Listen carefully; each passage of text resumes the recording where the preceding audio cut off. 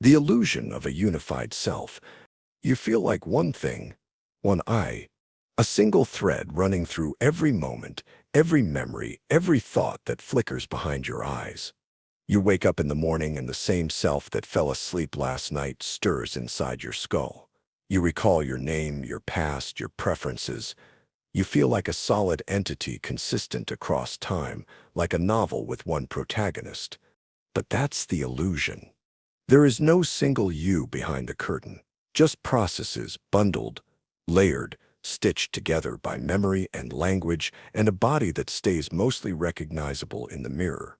Your sense of unity is not proof of a unified self. It's a side effect of storytelling. In reality, you are a chorus, a crowd, a shifting coalition of sub-selves, each with its own desires, fears, roles, and triggers. The version of you that argues during an intense conversation is not the same one that gazes at the stars at night, wondering if anyone is out there. The self that shows up to work, smiling through stress, is not the one who stares blankly at the wall when it all gets too much. These aren't masks, they're you. But which one is the real one? The answer is unnerving. None of them. Or rather, all of them, but never at once. This illusion has a name. The narrative self, a convenient fiction your brain generates to make sense of what it's doing. Each day, your mind retroactively weaves together thoughts, actions, and moods into a smooth story, with continuity and coherence that never really existed in the moment. And it's convincing, because to function, you need stability. But that stability is constructed after the fact.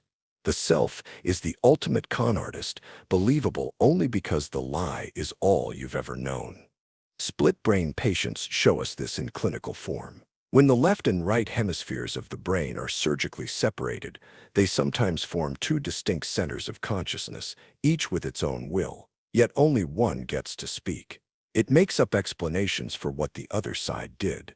The self, caught in the act of justifying behavior it didn't cause, like a narrator scrambling to explain a plot it didn't write.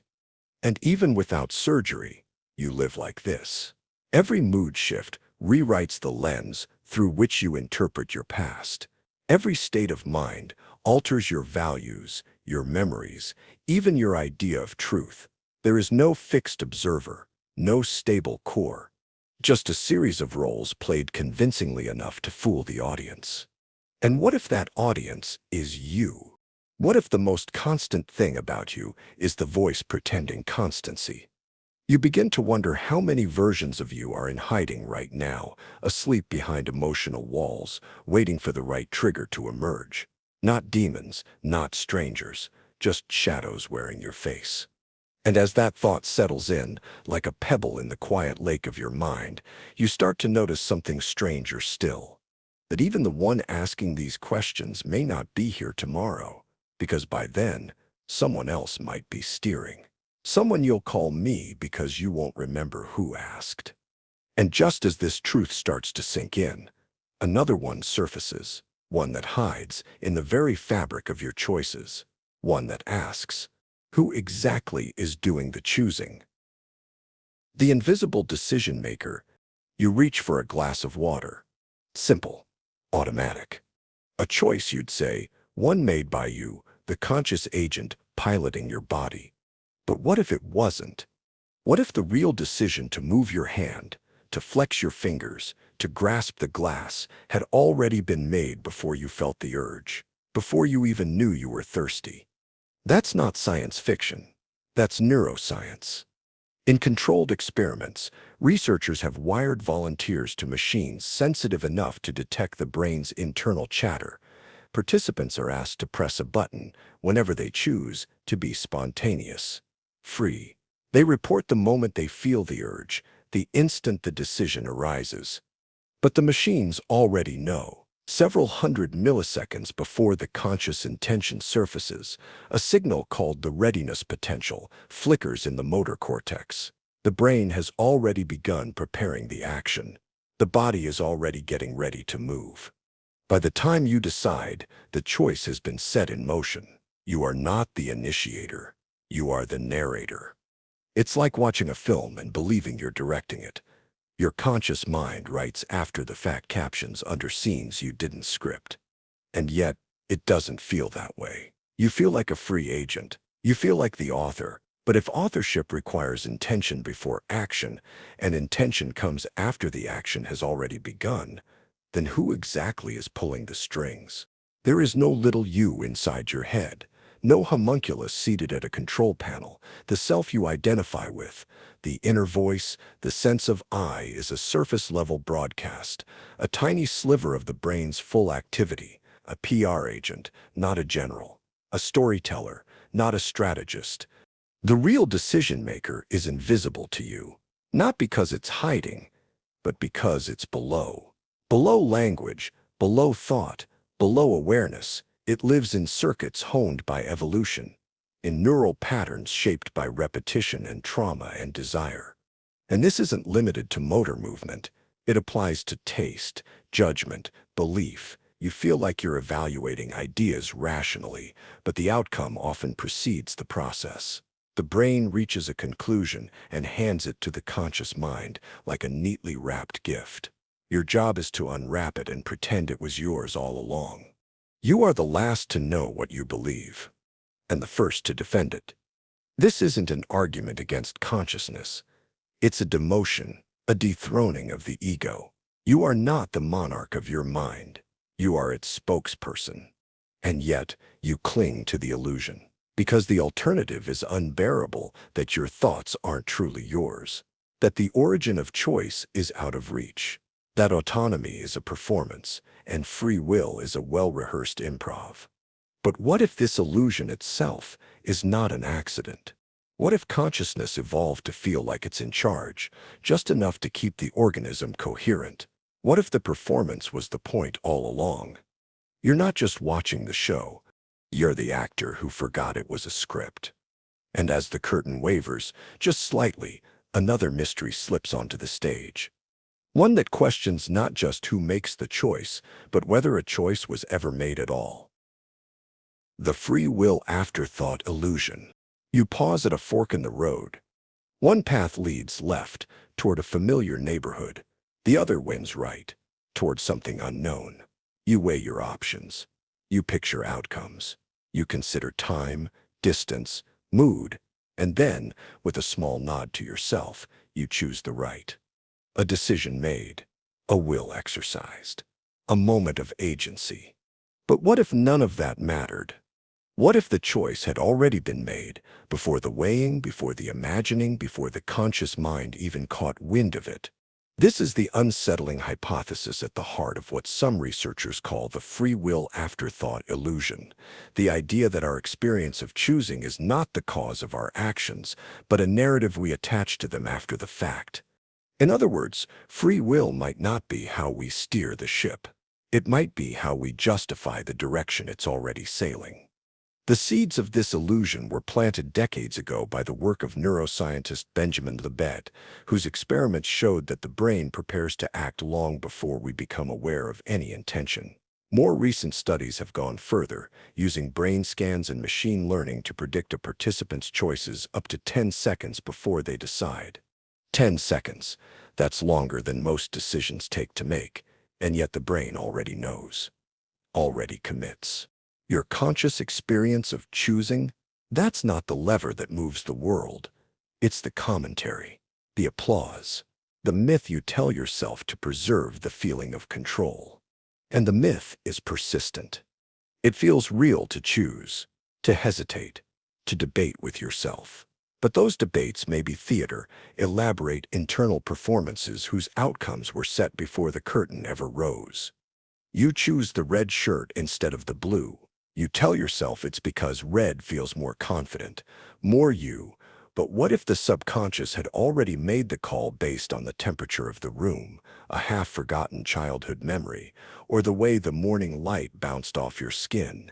What if your conscious reasoning was nothing more than a rationalization, a story stitched around a choice that arrived without explanation? This isn't fatalism. It doesn't mean nothing matters. It means we may need to redefine what we are. Not captains charting a course, but interpreters translating signals. The conscious mind as a translator, not a general. As a poet, not an engineer. And poets, after all, rarely know where their lines come from. But here's where the illusion deepens. It's not just that we narrate decisions we didn't author. It's that we believe those decisions are ours in the most intimate sense. Not just our choices, but our thoughts. The next thought that rises in your mind, where did it come from? And more importantly, who does it belong to? The thought ownership illusion. You're walking down the street when a thought drifts in. What if I jumped in front of that car? You don't want to. You won't. But the image flashes anyway, uninvited, vivid, almost cruel in its precision. And for a moment, you feel a chill. Not from the thought itself, but from the quiet dread that follows. Why did I think that? The mind tells a story where you are the thinker, the origin, the source from which thoughts bubble and burst. But what if that's just a comforting illusion? What if you don't own your thoughts at all? This is the heart of the thought ownership illusion, the strange possibility that the stream of thoughts passing through your consciousness aren't authored by you, but are simply witnessed, that the mind is more like a theater than a pen, more like a receiver than a transmitter. You don't choose the next word that appears in your mind. You don't craft the exact shape of your next emotion. And yet, when they arrive, you claim them instantly. That's my idea, my fear, my desire.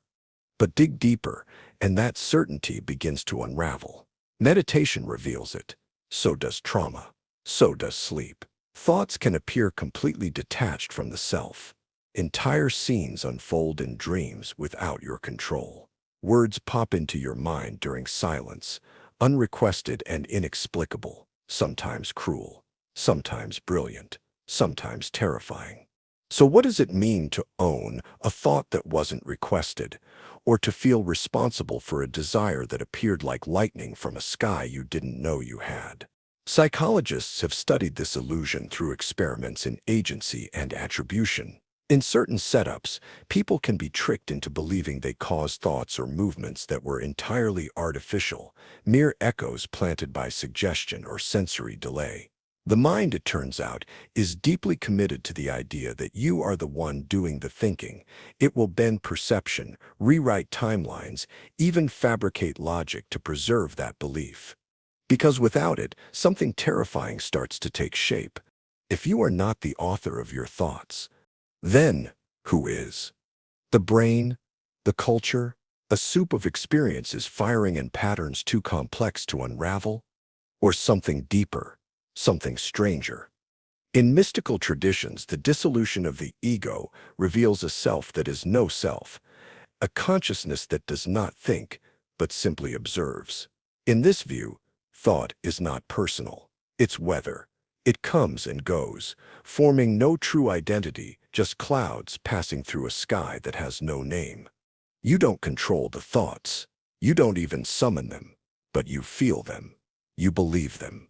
And most of all, you believe they are you. And yet, if you really listen, they sound more like echoes than voices, like memories repeating without a mouth. Which raises a darker possibility. What if you are not the source of your thoughts, but the result? What if the very thing you call you is just another thought? One more illusion the mind has decided to believe. And if that's true, then what exactly is doing the believing? The self-simulation theory. You wake up one morning with a question you've never asked before, not because it didn't occur to you, but because something always stopped you from looking too closely. What if I'm not who I think I am, but who I think I should be? You brush your teeth, you check your phone, you go about your day, but the question lingers just beneath the surface, whispering like a glitch in your perception. The self-simulation theory suggests that your conscious mind isn't the origin of your selfhood, it's the performance. A convincing imitation of someone that was never fully there to begin with. According to this view, the self is a simulation maintained by the brain in real time, not because it's accurate, but because it's useful, not to reflect truth, but to manage complexity. You don't experience every chemical process or neuron firing. You experience the simplified interface, a first-person avatar stitched together from memory, narrative, and expectations. You simulate being someone because experiencing everything raw would be overwhelming, maybe even unbearable. And this simulation isn't passive. It's actively maintained. Your mind runs constant loops to reinforce who you are supposed to be. The beliefs you agree with, the emotions you label as yours, the traits you repeat to others until they become identity. But beneath it all, there is no stable self. Just code, just patterns, just a feedback loop trying to stay coherent. Consider how you talk to yourself. That inner voice, that narrator. It's not just describing reality, it's sculpting you, repeating stories, smoothing contradictions, placing filters over chaos to create continuity. And the moment the loop breaks, during trauma, ego death, deep meditation, or psychosis, you glimpse it. The simulation flickers, the narrative collapses, and for a moment, the self evaporates. What's left is terrifying or liberating, depending on what you were hoping to find. Neuroscience doesn't offer comfort here. Studies show the brain begins decisions before you become aware of them, that your sense of agency, of being in control, is often retroactively constructed, that your self-image is updated like a weather app, based not on truth, but on perception management. But the simulation persists because it must. The world is too complex to navigate without a user interface.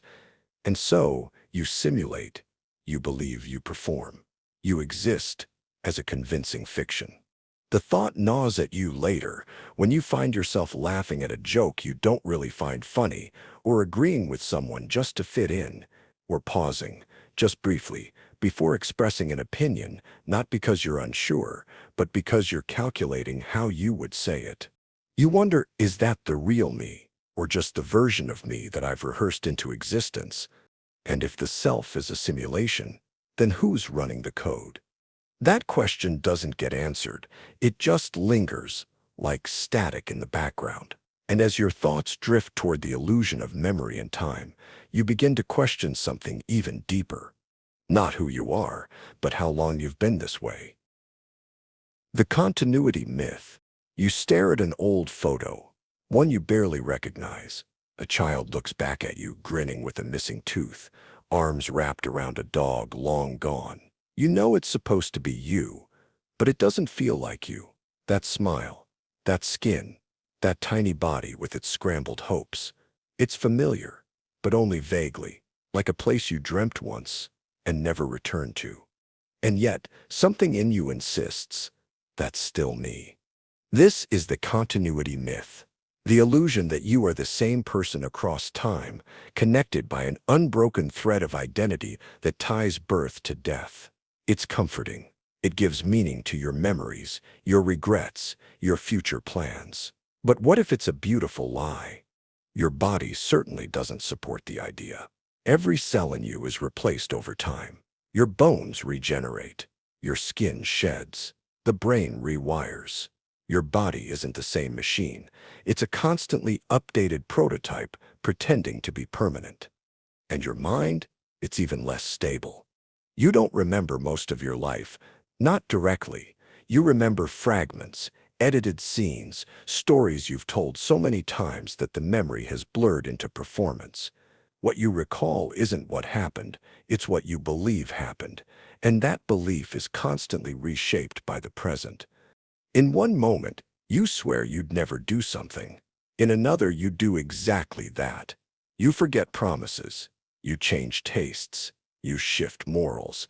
Your values evolve, contradict, collapse.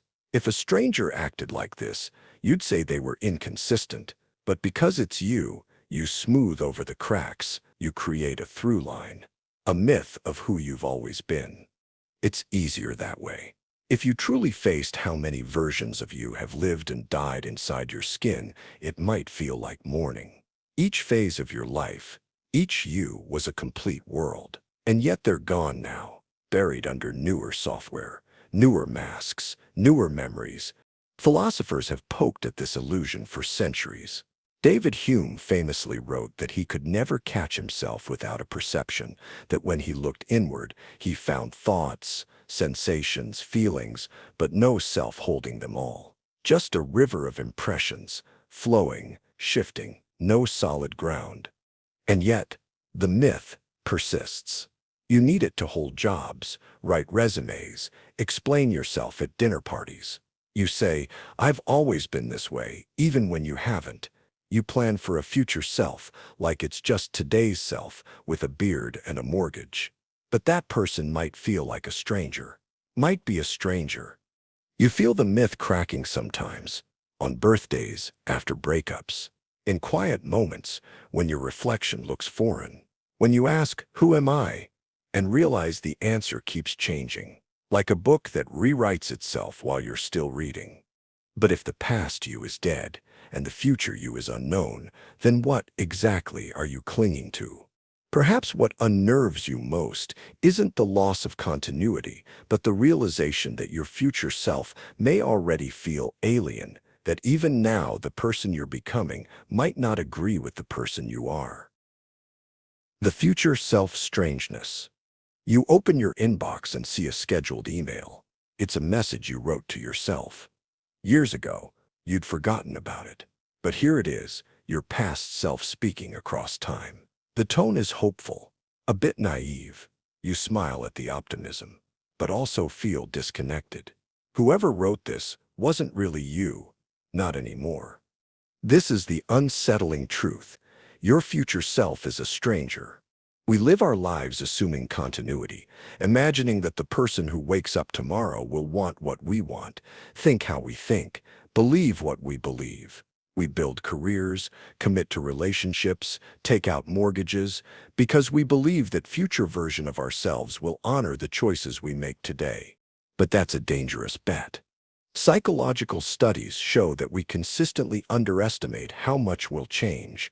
Our values shift, tastes evolve. The things we once obsessed over become irrelevant, and what once terrified us becomes routine. The person you'll be in 10 years may look back at this very moment with confusion or even regret.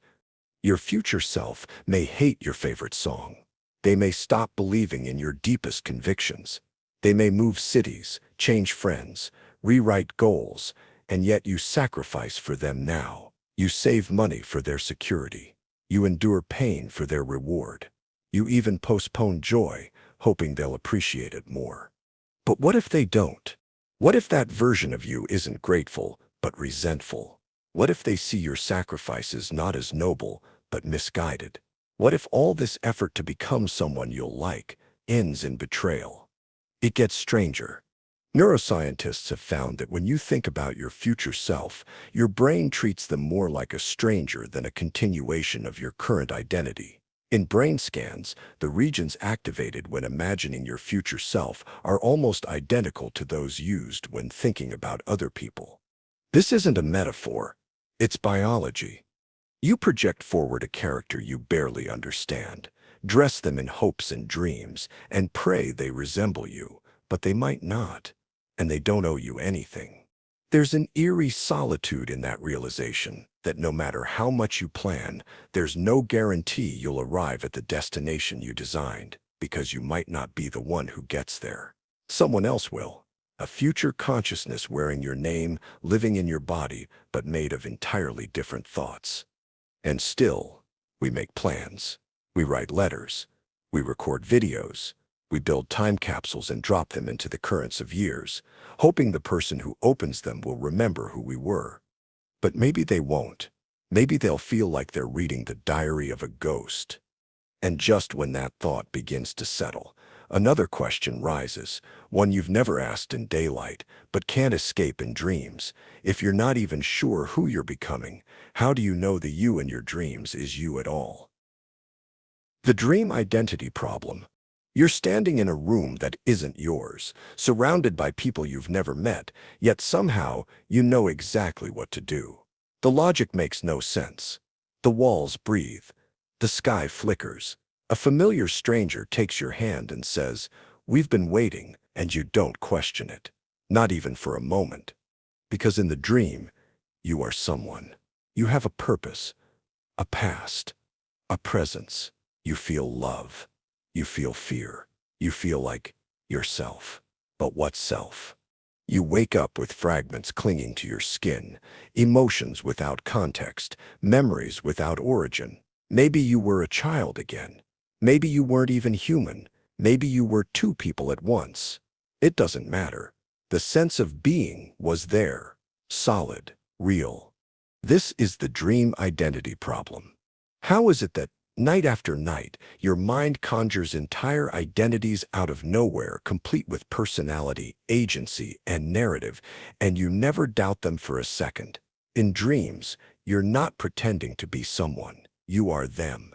There is no suspension of disbelief, no second guessing. Your brain wraps itself around a new version of you, like it's always been that way. So then, what happens when you wake up? Where did that identity go? Was it just a role played by your subconscious? Or was it you in a form no waking memory can hold? And if your brain can slip into alternate selves so easily, without your awareness, without your permission, how stable is the self you cling to in daylight? Philosophers and neuroscientists alike have grappled with this. In dreams, the default mode network, the system responsible for your stable sense of self, goes quiet. What replaces it is something far more fluid, more primal. A patchwork of symbols, urges, and roles stitched together by fleeting logic. But if that network can switch off so easily, what does that say about the version of you reading these words? Is this you any more real than the version that kissed a stranger in a burning city beneath a violet sky, than the one who ran from shadows, or flew through glass towers, or spoke a language no one taught you? And the strangest part isn't the dream. It's how your mind discards those selves like costumes. No mourning, no ritual, just a shrug, a stretch, a cup of coffee, as if a version of you didn't just live and die in silence. So you start to wonder if the mind can create so many selves so effortlessly. What if it hasn't stopped? What if even now, beneath your thoughts, there are others watching, other versions waiting their turn at the surface? The multiple selves illusion. You're in a conversation. Words are coming out of your mouth. You're laughing, nodding, even making a point. But some quiet part of you is watching, not quite involved. As if the real you is a half step removed, observing the performance of your social self. Later, you're alone. The voice in your head sounds different now. It's softer, more contemplative. You speak to yourself like a parent, or a critic, or a friend. And even that voice isn't always the same. Sometimes it's cruel. Sometimes it's kind. Sometimes it talks at you, not for you. So who exactly is you? The multiple selves illusion is the unsettling realization that your identity isn't a single unified being, but a crowd, not a stable core, but a shifting constellation of roles, impulses, and inner voices constantly negotiating who gets to steer. One self is ambitious, chasing goals and imagining applause. Another is fragile, retreating from confrontation. A third is reckless. A fourth is wise. Some versions only emerge with certain people. Others show up only in moments of silence. Psychologists call this self-complexity, the idea that we don't have one personality, but a bundle of context-dependent selves. You are not the same person with your parents as you are with your partner, not the same in crisis as you are in routine, and not the same alone at night as you are lit by a screen. In fact, brain scans support this. Different neural circuits light up depending on who you think you're being.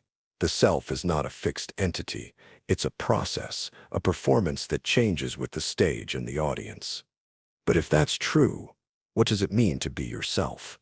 Maybe that phrase doesn't point to a destination, but to a question that can never be answered. Maybe authenticity is just the feeling you get when the right self happens to rise at the right moment. And what if your struggle, your indecision, your contradictions isn't a flaw in your identity, but proof of its richness? There's something strangely liberating about this. If the self is multiple, then failure doesn't define you, nor does a single moment.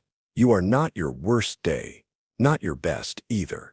You are a collection of moments, stitched together by habit and memory, constantly becoming. But then, who's watching all of this? If your mind contains a crowd, who's the one listening to the noise? The observer illusion. You feel like you're in here, behind the eyes, watching, listening, thinking. Even when the world is chaotic, that sense remains, a quiet presence behind your forehead, steering, noticing, being the observer. But what if that observer doesn't exist? What if that feeling, the sense that you are watching, is the illusion? The brain is a storyteller. It assembles experiences from fragments, sights, sounds, emotions, memories. It doesn't present them all at once. It pieces them together, one after the other, after the fact. And once it's done, it adds something extra. A narrator, the voice that says, "I did that. I chose this. I was there." A silent witness in the center of it all. But neuroscientists can't find it. There's no structure in the brain where the observer lives. No control room, no little person at the helm, just billions of neurons firing in parallel without a central stage. The brain acts, decides, reacts, and only afterwards stitches those actions into a narrative that makes you feel like you were steering all along. This is the observer illusion. The idea that the self watching your thoughts is not real, but a mental construct, a useful fiction designed to hold everything together. You don't watch your thoughts. You are your thoughts. And yet something inside still insists otherwise. It feels like someone is in there, watching the mind unfold like a film. Some spiritual traditions encourage you to observe that observer.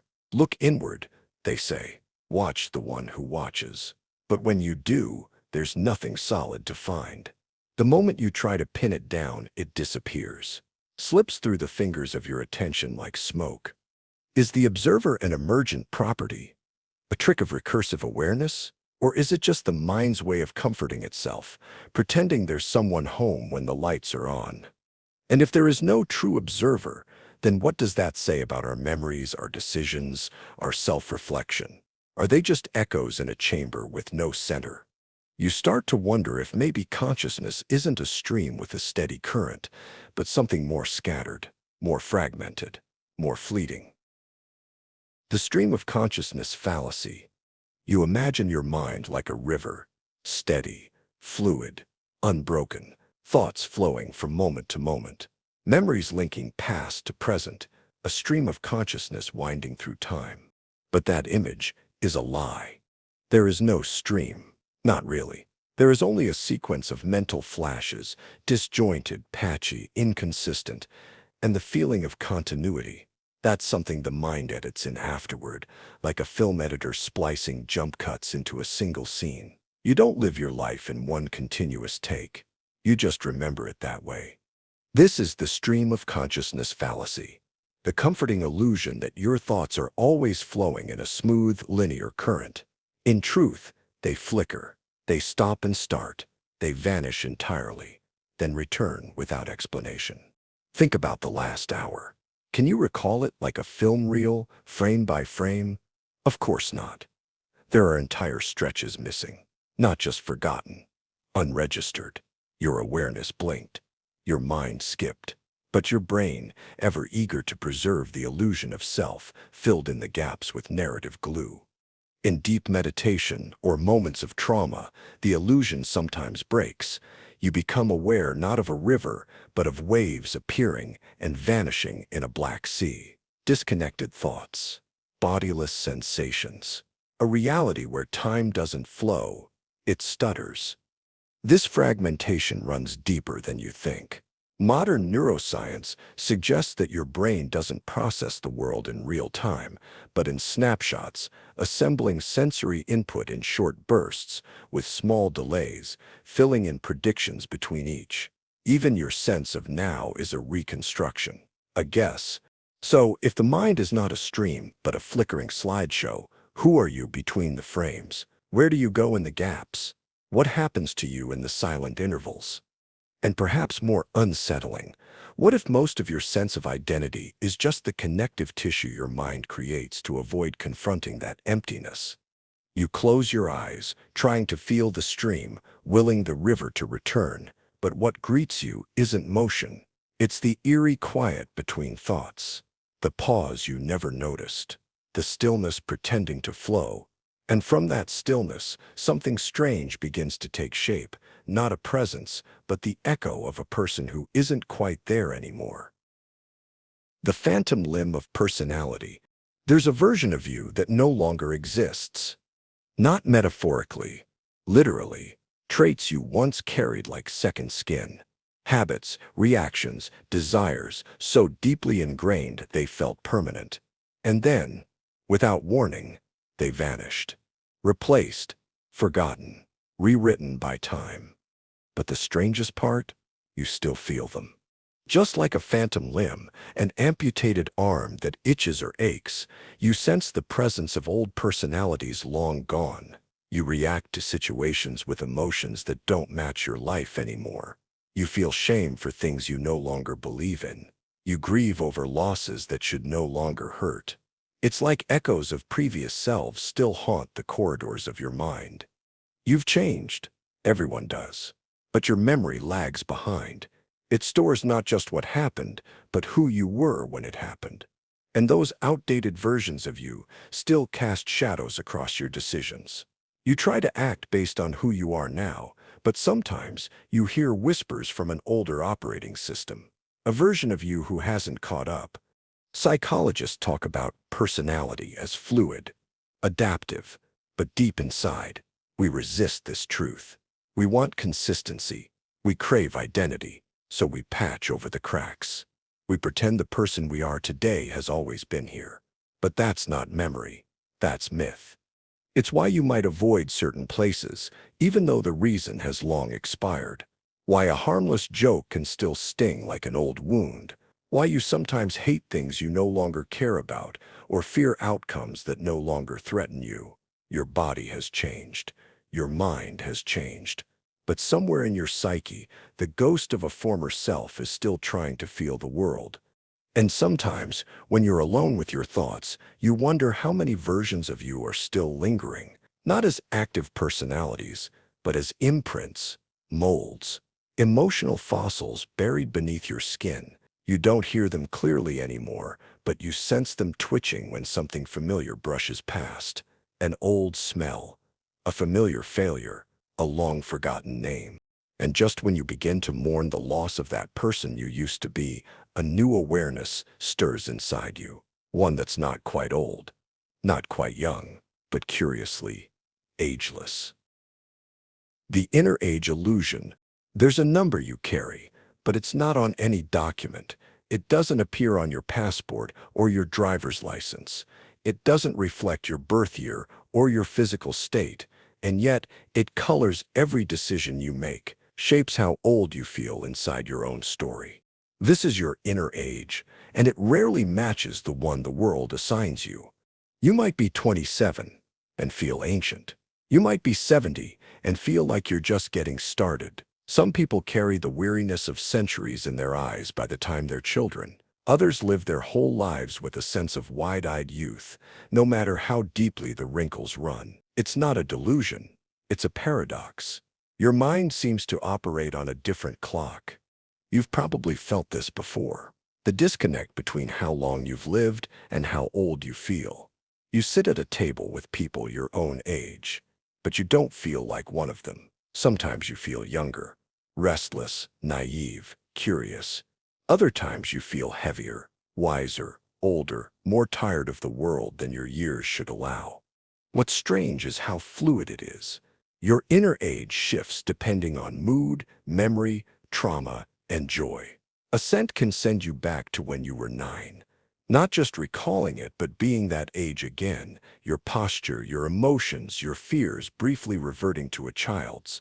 Or you can wake up after a particularly hard year and feel like you've aged a lifetime overnight, as though something inside you skipped entire decades. It messes with your sense of identity. You might catch your reflection and feel surprised by it, like the body in the mirror doesn't match the self you thought you'd see. You speak, and your voice sounds like someone else's. You look at people your age and wonder why they seem so different. Older, younger, out of sync. That quiet confusion, that moment of cognitive dissonance, is the echo of the inner age illusion. And then you remember age, in the way we usually measure it, is a number tied to calendars. But the self doesn't live on a calendar. It lives in moments, in experiences, in the layers of memory and change that never move in straight lines. So maybe the question isn't how old are you? Maybe it's who were you when that part of you stopped growing? Or better, which version of you is still counting the years differently? And somewhere in that question lies another, softer realization that you're not just the one living your life, but the one silently rewriting its timeline from within. The memory author illusion. You remember your childhood room, the scent of worn-out paperbacks on the shelf, the pattern on the curtains, the way the sun filtered in at just the right angle during late afternoons. You swear it's accurate. You feel it, see it. But what if it isn't? What if every time you remember that room, you're not revisiting the past, you're rewriting it? And what if the memory you carry now is only the latest draft? This is the memory author illusion. The unsettling truth that your memories aren't perfect snapshots of the past, but editable stories. Moldable, corruptible, vulnerable to mood, suggestion, and imagination. Each time you recall an event, you're not pulling it from a vault, you're reconstructing it from fragments. And once the memory has been reassembled, your brain stores the new version, not the original. You become less a historian and more a novelist. And it goes deeper. You don't just alter the facts, you revise the self within the memory. You upgrade your heroism. You minimize your shame. You assign intentions you never had, or strip yourself of ones you did. The person in your memories begins to resemble the person you want to believe you were. But the illusion is so convincing. You feel certain. You'd bet your life on it. This is why two siblings remember the same childhood so differently, why witnesses to the same event offer conflicting accounts, why your own memories shift as your values change. The past, it turns out, isn't behind you. It's under constant renovation by the very mind that lived it. And here's the eerie part. This illusion doesn't just rewrite what happened, it rewrites who you think you are. Your identity is built on stories, but if the stories are mutable, so is the self. You begin to wonder, if I can't trust my memory, can I trust my self-image, my regrets, my sense of continuity? Maybe you're not the author you believed. Maybe you're just the reader, flipping through a narrative that edits itself with each touch, leaving you to chase a version of yourself that never fully existed. And just when you think you've pinned down the truth of who you were, a strange feeling begins to rise. It's not the memory that bothers you now, it's the performance, the sense that even your most authentic moments might have been rehearsed. The rehearsed authenticity paradox. You're alone, in front of a mirror, practicing what to say. Maybe it's a speech, a confrontation, a declaration of love. You try different tones, different rhythms, watching your face for signs of truth, and somewhere between the first and the 10th try, something unsettling creeps in. You begin to wonder, which version is the real one? This is the rehearsed authenticity paradox. The deeper you try to be genuine, the more artificial it feels. Because the moment you practice sincerity, you contaminate it. And yet, without practice, you risk saying something clumsy, dishonest, or incomplete. You're stuck in a strange loop. Either you sound fake, or you sound unrefined. So what do we call it when someone rehearses their authenticity? In some ways, this paradox is the background hum of modern life. Every job interview, every social media post, every carefully worded message is an attempt to be your true self in a performative space.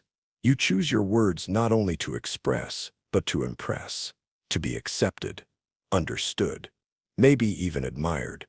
But what if this isn't just a byproduct of culture? What if it's something deeper, something embedded in consciousness itself? Philosophers have long debated the nature of the self. Is it something we are, or something we construct? And if it's constructed, then how do we know when we're being real? The self begins to look less like a foundation and more like a performance that's been running so long, even the actor forgets it's a role. You perform for others. Then you perform for yourself. Eventually, the line between preparation and personality disappears. Every thought becomes pre-edited. Every sentence filtered through imagined reactions. Even your solitude becomes a kind of stage. And here's where the paradox sharpens its edge. The moments that feel most authentic, the spontaneous laughter, the unguarded tears, often emerge only when you stop trying. But the instant you reflect on them, try to recreate them, or chase them, they vanish, like catching snowflakes with warm hands. So you're left with a strange truth. Authenticity may be real, but it can't be summoned on demand. The more you reach for it, the more it retreats, like trying to see your own eyes without a mirror. You sit in silence, not quite knowing where the mask ends and the self begins. You're still holding that practiced phrase in your mind, but it already feels like it belongs to someone else. A character, a version. And as you reflect on that silent division, your thoughts drift towards something even more foundational. A label so fused to your being, you rarely question it. A word that was given to you before you knew what it meant, and yet somehow became the cornerstone of who you think you are. The name identity fusion. Someone calls your name, and your head turns before you even think. It's automatic. An ancient instinct, older than language. That sound pulls you toward yourself. But what is it really? Just a collection of syllables, arbitrary vibrations of air. And yet somehow, they've come to define you more than anything else. This is the illusion of name-identity fusion, the quiet merging of label and being, a trick of habit so deep, it feels like truth. You weren't born with a name. It was given to you, spoken over you, repeated until it wrapped itself around your sense of self like a skin. At first, it was just a signal, a way to get your attention. But over time, it became more. It became you, or so it seemed. Think about how strange this is. If someone mispronounces your name, it can feel like an insult. If someone forgets it, you feel invisible. If someone steals it, uses it to impersonate you, it's a violation. As if your entire being lives inside that word. As if your soul has a title. But names are arbitrary. In one world, you're Sarah. In another, you're Salma, or Satoshi, or Santiago. If your parents had chosen differently, who would you be now? The answer seems obvious. You'd still be you. But that assumption rests on something fragile, because your name has shaped how people see you and how you see yourself.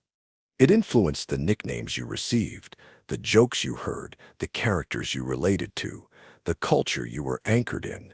It echoed through every classroom roll call, every first impression, every signature, and slowly, subtly, it merged with your identity, not just as a tag, but as a mirror. Would you have made different choices with a different name? Loved differently? Spoken differently? Been more shy or more bold? The question isn't ridiculous. Studies show that even judges and employers make snap decisions based on names alone. Your label can tilt the world before you even act. And here's the haunting part. Maybe that's true inside your own mind as well.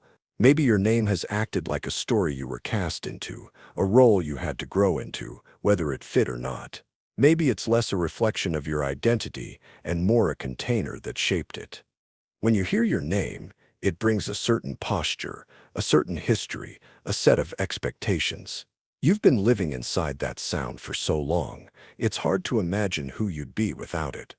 But what if you set it down? What if for a moment you let go of every label, every word that points to you, and simply existed without narration? Would you feel more real or less? That question echoes in your mind like a nameless call, and in its wake, another realization flickers into view. You've been building yourself out of memory and habit, each moment shaped by the last. But what if that story is caught in a loop? What if the very act of being you is a cycle you can't see from the inside? The identity loop. You feel like you know who you are. Maybe not in every detail, but there's a thread that runs through your life. A sense of self that seems stable, continuous, recognizable. But what if that self, the one you're so sure exists, is just the result of a loop? The identity loop isn't a metaphor, it's a cognitive trap dressed up as stability. A closed circuit of memory and expectation that fools you into thinking there's a solid you at the center of it all. It works like this. You remember how you've acted in the past. Those memories form a story. That story becomes a self-image. And that self-image shapes how you behave now, which creates new memories that reinforce the old story. Round and round it goes. You believe you're the kind of person who avoids conflict, so when tension rises, you step back. You remember stepping back, so you reinforce the belief. It doesn't matter whether it was a choice, a reaction, or something deeper. The story stays intact. You're calm, you're passive, you're non-confrontational, because you were, and you were, because you are. But what if the story is wrong? What if the version of you that lives in your mind is less of a fact and more of a guess, an improvisation your brain makes to maintain a sense of continuity? Neuroscience suggests that your self-narrative is assembled after the fact, that the actions come first, and only then do you construct a reason, a justification, a personality. And the loop tightens. Because once you believe something about yourself, you begin looking for evidence. You notice the times that fit, you ignore the times that don't. You sculpt yourself through selective memory. And every day, you wake up believing in a you that's just a curated archive of old performances. The more you rehearse this identity, the more convincing it becomes. You talk about it. You present it. You defend it. Eventually, you can't tell where the mask ends and the face begins. But here's the paradox. That mask is the only thing keeping you feeling real. Without the story, the memories, the loop, you dissolve into 1,000 disconnected impulses. Your preferences, your patterns, your name, they hold you together like scaffolding. And yet, every so often, you catch yourself behaving out of character, saying something surprising, feeling something unexpected. The loop stutters. And for a second, something else peers through, something that doesn't fit the story. A glimpse of a self beyond the loop, not fixed, not finished, just awake. You wonder what it would feel like to step outside the loop entirely, to stop spinning the story, to stop performing the self. But then again, what would be left?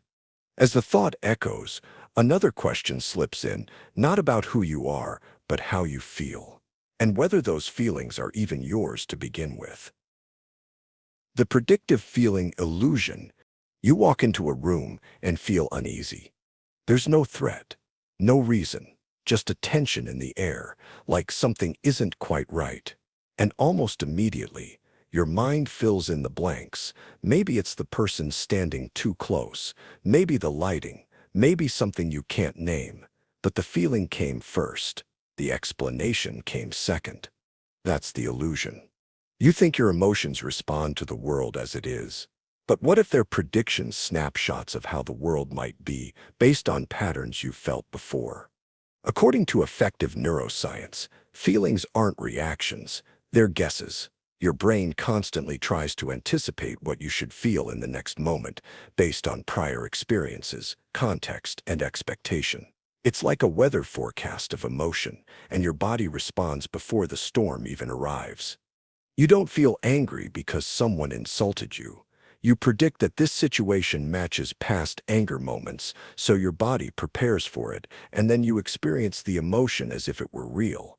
But sometimes, the prediction misses. You feel sadness in a place that should be safe. You feel joy for no apparent reason. And your brain, desperate for coherence, rushes to rationalize it. That pit in your stomach must be something they said. That strange warmth in your chest must mean you're falling in love. But what if it doesn't? What if your feelings are just echoes of past contexts misfiring in the present? The illusion runs deeper than you think, because once you expect to feel something, your body begins to shape the experience to fit. Muscles tighten, heart rate changes, hormones shift. You begin to become the feeling you thought you might feel. And just like that, the forecast becomes the weather. Think about how many times you've said, "I knew I'd be anxious," or "I just had a bad feeling."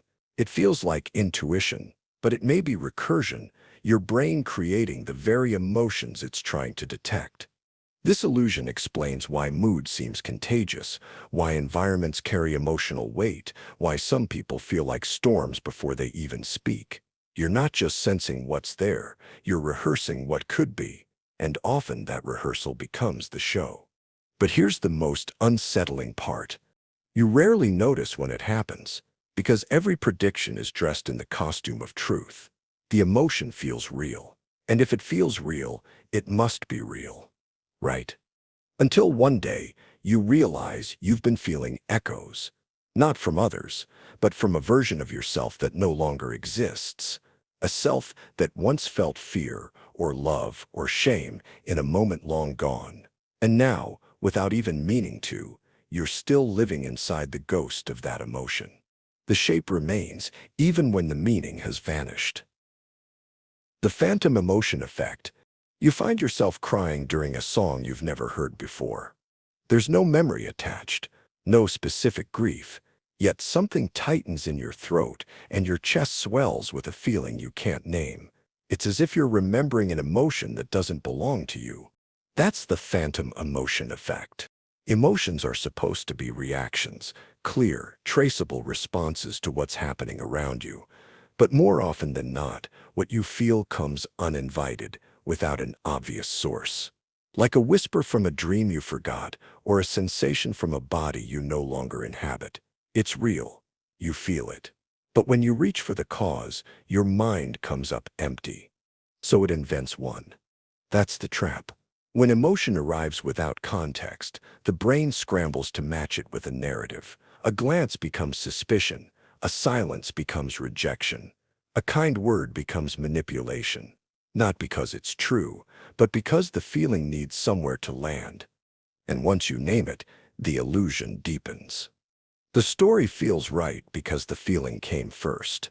But that feeling may have been the echo of something ancient, an old heartbreak you never fully processed, a fear that once kept you safe, a moment in childhood when you learned that joy can vanish without warning.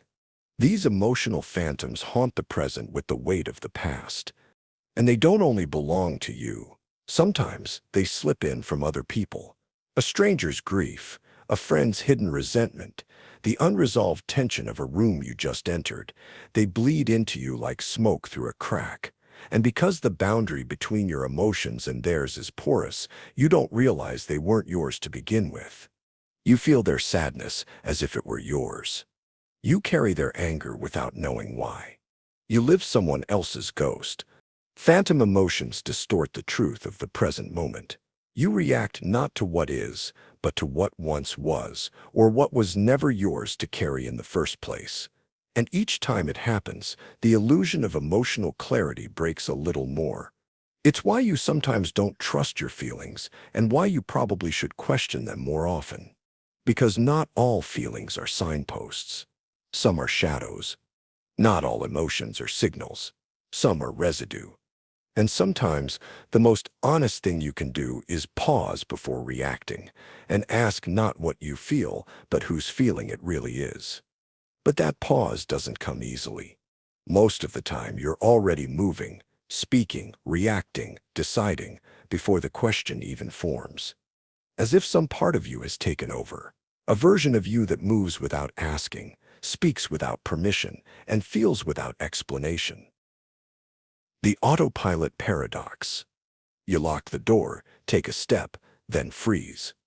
Did you actually turn the key? You think you did. You always do. But for a few long seconds, your memory flickers like a weak signal, and you're left staring at the door, unsure if it happened or if you just remember the thought of doing it. That's the Autopilot Paradox. You live much of your life without really being there. Not asleep, not unconscious, just on loop. Folding laundry, driving to work, brushing your teeth. Hours disappear without any sense of presence. You perform the task. You follow the script. But afterward, it's like your mind never recorded it at all. And yet, during those gaps, something kept the show running. You didn't forget how to breathe. You didn't crash the car. You didn't forget how to walk. Something did the living for you, just not the part of you that feels awake. That's where the paradox begins. Because we're taught to think of the self as the conscious narrator, the one who chooses, reflects, speaks in your head. But that version of you is rarely in charge. More often, it's a commentator, not a driver. By the time you notice a thought or an action, it's already happened. You're not piloting the ship, you're watching the wake. And if that's true, who's really steering? Is it habit? Is it memory? Is it some deeper intelligence you don't control but live through? Or why presence is something you have to fight for? Some scientists call it the default mode network, a brain system that activates when you're not focused, generating internal chatter and guiding routine behavior. But even this explanation feels incomplete. It doesn't answer why so much of life feels like it passes through your hands without being touched. The autopilot paradox isn't about mindlessness. It's about the deep mystery of who or what lives your life when you're not looking. The body moves. The mouth speaks, the feet find their way home, but the self vanishes. And perhaps you wonder, this is why you sometimes feel like a stranger to your own choices, why the words you say don't always match the feelings inside, why your life looks intentional from the outside, but accidental from within. You were there, but not really. Like something invisible has passed between them and is now inside you too. And once you begin to notice this, truly notice it, you start to see it everywhere. Not just in yourself, but in others. People reacting before thinking. Emotions flaring for no clear reason. Whole rooms charged with tension no one can name. The emotional contagion confusion. You walk into a room and feel something shift. No one says a word. No one looks at you. But the mood clings to the air like static. You feel anxious or sad or strangely energized, and you have no idea why. Moments ago, you were fine. Now you're carrying something heavy that doesn't feel like yours. This is the emotional contagion confusion. Emotions pass between people like invisible smoke. You don't need to talk. You don't need to notice. It happens through micro-expressions, posture, tone, a subtle tightening of the jaw, a flicker of discomfort in the eyes, a rushed breath, and without knowing it, your nervous system tunes itself to the frequency of those around you. You start to mirror them, feel what they feel, react to what they're not even saying. But here's where the confusion begins. The moment those emotions arise in you, they feel like they're yours. Your pulse speeds up, and your brain scrambles to explain it. You must be stressed. You must be feeling something for a reason, right? Except, what if the reason is someone else's grief, someone else's panic, someone else's anger leaking into the space you now share? Most people never notice. They assume every emotion has a personal origin, rooted in memory or thought, but emotional contagion bypasses that entirely. It's primal, pre-verbal. It lives in the mirror neurons, in the vagus nerve, in the ancient circuitry wired to detect threats and tribe. It's why one person's panic can ignite a crowd. It's why laughter spreads faster than logic. It's why you sometimes feel haunted for hours after standing near someone who never spoke a word. And the deeper mystery is this: if you can absorb someone else's emotion and confuse it for your own, how many of your true feelings are borrowed? How much of your inner world is constructed from signals you didn't create? How often do you suffer on behalf of pain that isn't yours? It makes you wonder if your emotions are really private at all, or if they're just one part of a giant atmospheric tide washing over minds like waves. And when you start to watch it happening, really see it, you stop trusting the first emotion that shows up. You pause. You check the wind. Because some feelings are yours, and some arrive wearing your face but speaking someone else's name. The ownership of emotion illusion. You feel anger. It comes fast, like a storm rolling in behind your ribs. Your jaw tightens. Your heart races. The target is obvious. Someone said something cruel, disrespectful. You're justified. Of course you are. But wait, pause the moment. Pull back the curtain. What if that emotion you feel so strongly isn't truly yours? This is the ownership of emotion illusion. The deeply ingrained belief that whatever you feel must have originated inside you, that your emotions are self-generated, yours to control, yours to justify. But more often than we like to admit, emotions are less authorship and more inheritance. You inherit your anger from a father who never yelled but always made you feel small. You inherit your anxiety from years of uncertainty that rewired your nervous system into a sensor for threat. You inherit your guilt from systems designed to manipulate you into obedience, church, school, society. You think you're feeling now, but you're reacting then. And the illusion is convincing. The emotions feel immediate, sharp, undeniable. But their roots often stretch back years or even lifetimes, if culture and ancestry are part of the chain. Emotions are echoes of experience, some so old and tangled you don't even remember where they began. Think of it like this. A pianist strikes a key. A beautiful note rings out. But if the piano was left in the rain years ago, if its strings warped in ways unseen, the sound you hear is already distorted, colored by damage done long before your fingers ever touched the keys. That's what it's like with emotion. You respond to the world, but through a filter you didn't design. And still you say, I feel this. As if that declaration makes it clean. As if your emotion can be trusted just because it's loud. But what happens when you stop assuming your feelings are correct? When you stop believing that every inner response is a signal from the self and start asking, where did this come from? You start to untangle. You stop reacting and start observing. You realize that ownership isn't always a badge of truth. It's sometimes a disguise for confusion. And when you truly watch your emotions arise, shift, pass, you see how little they ask for permission, how little they care who you are. And then something strange happens. You remember something, or maybe you feel like you do, but it's not a memory you can place. It's vivid, yet disconnected, as if your mind, in trying to explain the storm inside you, begins to rewrite the past itself, not to deceive, but to make it all make sense. The reverse memory effect. You remember a moment so vividly, it feels like it just happened. The warmth of the sun through a childhood window. The sound of a voice you haven't heard in years. The way a stranger's kindness once felt like salvation. These memories arrive not because you sought them, but because something now pulled them out. A smell, a sentence, a flicker of emotion. But what if it's the other way around? What if it wasn't the present that summoned the past, but the past being rewritten by the present? This is the reverse memory effect.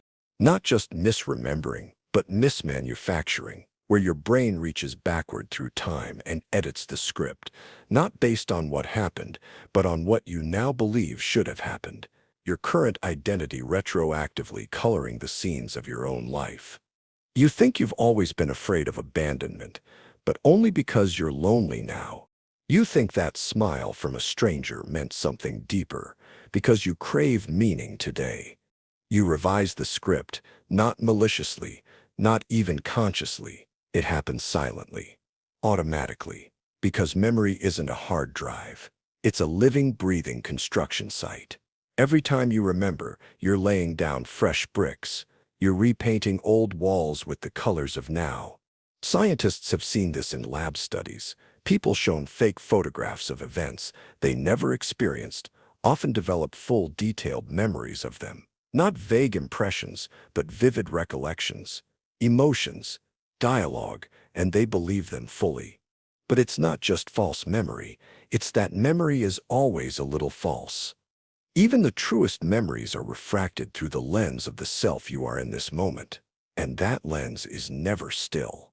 You're not who you were when the moment happened. So what you recall isn't what happened, but what your current self needs it to have been. It's unsettling because it means you can't fully trust your own past, your stories, your foundation. You might think you've always been this way, but maybe you've just rewritten the chapters to fit the character arc you need now. And if the past can change so easily, without warning, without permission, then what is memory? A mirror, a map, or a myth? You close your eyes and try to go back to a place that felt real. You search for an anchor, some immutable detail to prove that the moment happened as you recall. But the edges blur. The faces soften. The narrative shifts just slightly, enough to make you doubt. And in that flicker of doubt, something stranger stirs.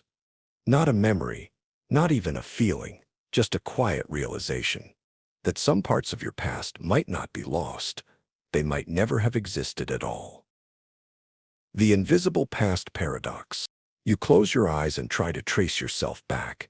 Not just in memory, but in essence. Who were you, really, 5 years ago, 10, as a child? Before language, before pain, you try to reach for that younger version of yourself, but your fingers grasp only fog. This is the invisible past paradox. The idea that your past, your true moment-to-moment self across time, is fundamentally unknowable, even to you, because you weren't there as a witness. Not fully. You were too busy being it to observe it, too caught in the stream to ever step outside and see its shape.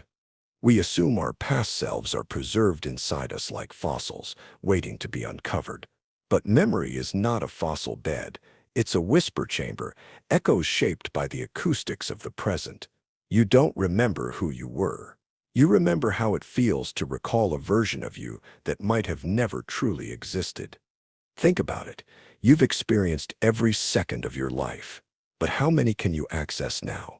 How many inner worlds, entire days of emotion, thought, perspective, are lost forever? Not because they were insignificant, but because your mind chose not to store them. Your childhood fear of the dark, the exact way you felt the first time you saw the ocean, the tone of voice your mother used when she said your name before you understood words. All of it lived. All of it vanished. Even the moments you do remember come filtered through who you are now. The past is seen through glass, and the glass keeps changing. There's no returning, only reconstruction. Philosophers like Derek Parfit and Galen Strawson have wrestled with this. If you cannot access the inner life of your previous self, in what sense is that self still you? If your memories are faded sketches and your beliefs have shifted entirely, who exactly is doing the remembering? The paradox is this. Your identity is built on continuity, but the past you're supposedly continuing is gone. The true tragedy isn't that we forget, it's that we were never truly aware to begin with. Consciousness flows, but it doesn't archive. It lives, then it lets go. You start to feel like your life has been less a novel and more a series of scattered pages, rewritten and reshuffled every time you try to reread them. A past so invisible that you begin to wonder whether it was ever fully real or only real in the vanishing moment it was lived. And then, quietly, another layer of unease emerges. If your mind has already let go of so much, what else has it hidden? Not from others, but from you. You look down at your hands, your body, your breath, and suddenly, even these begin to feel unfamiliar, as if something vital has always been missing from the way you inhabit yourself, something obvious, but strangely invisible. The transparent body problem. You press your fingers against your chest and feel the gentle rhythm beneath. The heartbeat, warm and alive. You breathe, and the air moves through you like wind through unseen branches. But for all this vivid sensation, there's something strange about the body you live in. You've never actually seen it. Not your real body, not directly. You've seen reflections, shadows, photos, maybe X-rays. But your eyes have never looked down and seen your own face. Your brain has never touched itself. You are the one thing in your world that is both central and completely out of view. This is the transparent body problem. You move through the world with a kind of phantom certainty, feeling rooted in the shape of skin and bone. But your actual experience of your body is constructed from layers of indirect feedback. You don't feel your liver, your brain, your cells dividing. You don't command your stomach to digest or your heart to beat. These things just happen, in the dark, behind the curtain. And the self you imagine inhabiting this form, the one narrating your inner life, it too has no location. Where exactly are you inside this body? Are you behind the eyes? In the chest? The brain? The voice? Point to your soul. You can't. Neurologically, this disconnection becomes even more unsettling. The brain creates a virtual model of the body using touch, proprioception, and vision, but it's easily fooled. Phantom limbs can ache in arms that no longer exist. Rubber hands, if stroked in sync with your own hidden hand, begin to feel like they're yours. You can even begin to disown parts of your body if your brain receives conflicting signals. In one sense, your body is the most intimate thing you possess. In another, it's a stranger you've never met. There's something eerie about knowing that your body is always there, silent, unseen, performing miracles you'll never witness. It keeps you alive without your consent. It ages without your permission, and yet you claim it as mine without ever fully understanding what that means.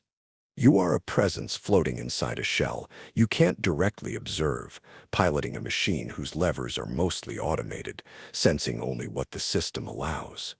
And every now and then, when you catch a glimpse of yourself in a reflective surface, you're reminded that even your image isn't you. It's just another echo, a reconstruction. So you stare a little longer than usual, trying to catch the truth behind the reflection, wondering quietly if anything stares back. The mirror paradox. You stand in front of the mirror and see yourself. But do you really? That face staring back. It moves when you move, frowns when you frown, smiles when you smile. It mimics you perfectly, without delay or defiance. And yet, you've never actually seen your own face. Only this inversion, a flipped replica, a reversed stranger. This is the mirror paradox. We spend our lives identifying with a reflection that no one else ever sees. The world knows your true face, how it appears in reality, but you only know the mirrored version. Photos often feel off because they show you as others see you, not as you see you. Your own face is the one you'll never meet. But the weirdness goes deeper. Mirrors reverse, left and right, but not up and down. Why? The physics are straightforward. The mirror reflects light directly back, but the human mind adds a twist. It assumes a flipped person is standing in your place, facing you. We don't just see an image, we imagine a body, a presence. And that imagined presence becomes unsettling the more you stare. Ever notice how, if you look long enough, your reflection begins to shift? Features seem to melt, expressions twitch. The longer you gaze, the more alien the mirror becomes. It's called the strange face illusion. In dim light, with unwavering attention, your brain begins to hallucinate, because it doesn't know what to trust. Your sense of self is built on visual feedback, but the mirror only gives you a loop. You check your face to feel real, but that reality is reconstructed on demand. You lean on a reflection to confirm your identity, yet that identity changes slightly every time you look. Even animals, when confronted with their reflection, show confusion. Some think it's another creature. Some ignore it. Only a few species recognize it as themselves. And even then, it's unclear what they're recognizing. Is it a body? A memory? A loop of recognition with no anchor? Mirrors are supposed to reflect the truth, but they offer only illusion, an illusion we depend on to navigate who we are. So the next time you catch your eyes in the glass, remember this: The person you see is backwards, inverted, shaped by expectation and belief. You are more familiar with a fiction than your own form.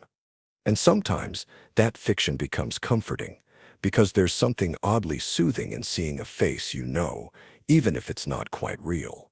Even if the familiarity is just another trap. The face familiarity trap. You're walking through a crowd when you lock eyes with a stranger, and for a split second, you're sure you know them.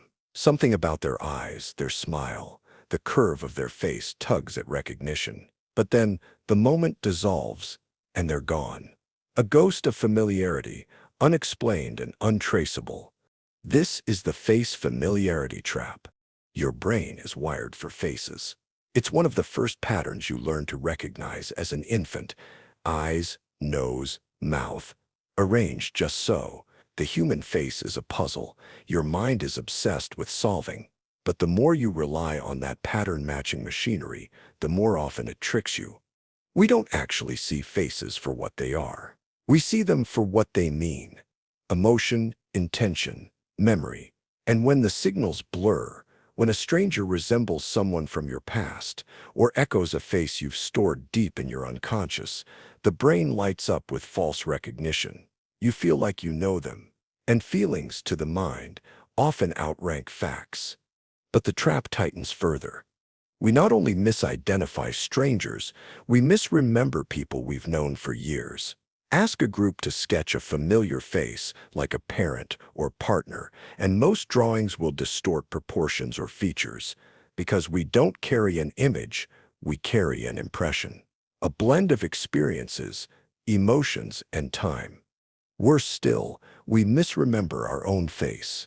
Studies show that when people are shown slightly altered images of themselves, more attractive or less so, they consistently believe the enhanced version is the real one.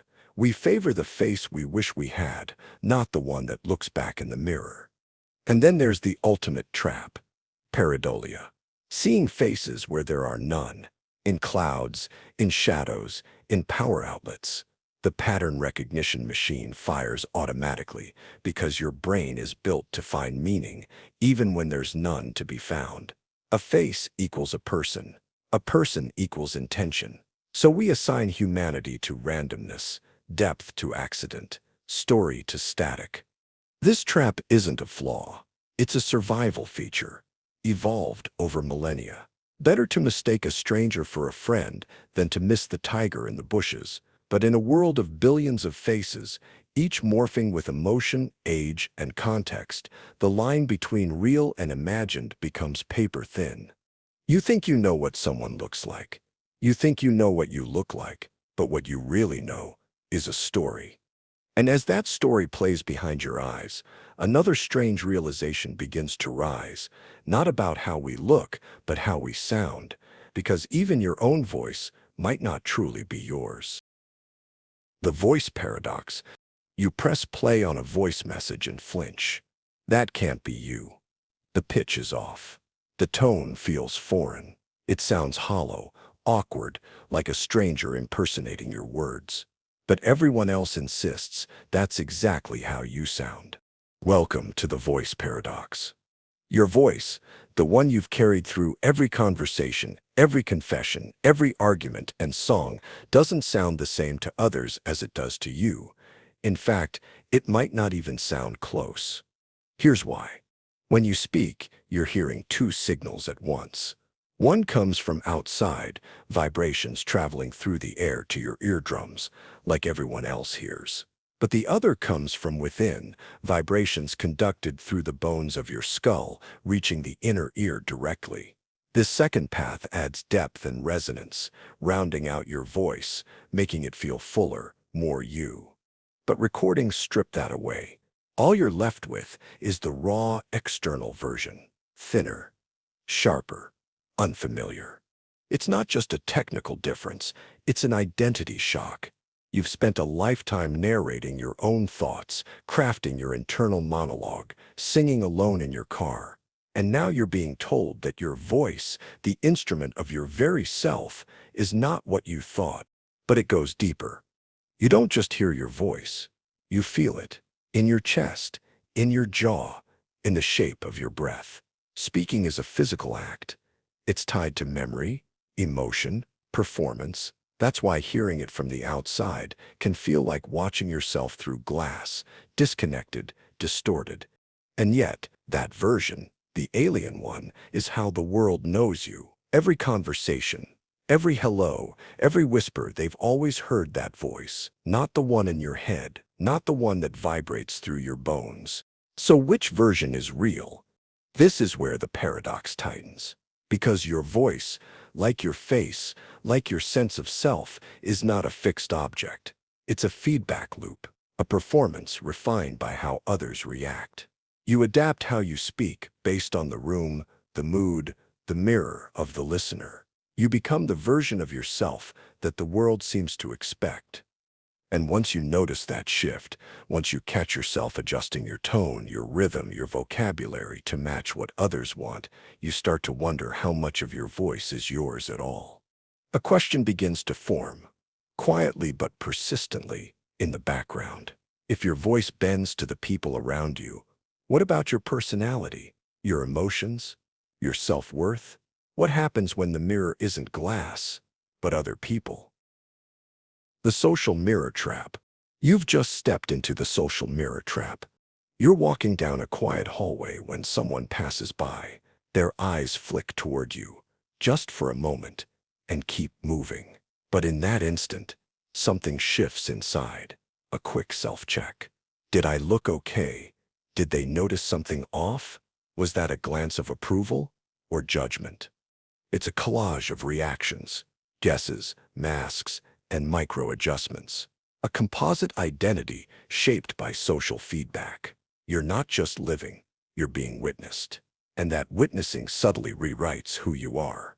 From early childhood, we begin constructing our identity not in solitude, but through the gaze of others.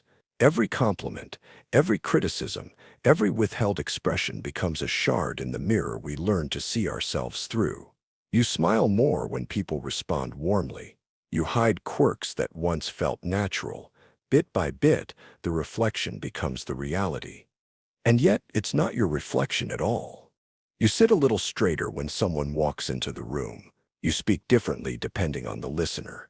Even when alone, the phantom presence of imagined observers lingers like a shadow. You rehearse conversations in your head, picture how others might respond, judge, admire, or misunderstand.